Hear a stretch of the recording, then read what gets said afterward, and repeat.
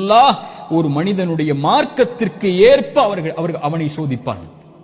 யா அல்லாஹ், அவனுடைய மார்க்கம் நிலையாக உறுதியாக இருந்தால் அந்த உறுதியோடு அந்த நிலையோடு சோதனையும் உறுதியாகும்.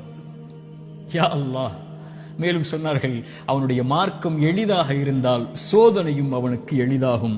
ஆனால் இறைவன் நாடக்கூடிய அடியார்களை இறைவன் சோதனைகளை கொண்டு சிரமங்களை கொண்டு நெருக்கமாக்கிக் கொண்டே இருப்பான், இந்த பூமியில் அவன் பாவம் இல்லாதவனாக நடக்கும் வரை. யா அல்லாஹ், இந்த ஹதீஸை எப்படி விவரிப்பது இந்த சிறிய நேரத்தில்? இன்ஷா அல்லாஹ் வாய்ப்புகள் வரும்போது இந்த ஹதீஸை விவரிக்கிறேன். அல்லாஹ் சோதனைகளை கொண்டு ஒரு மனிதனை பக்குவப்படுத்துவான், நிலைப்படுத்துவான், முன்னேற்றுவான்.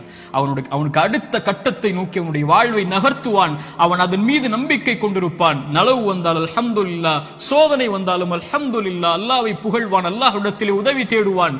இவன் முஃமின்.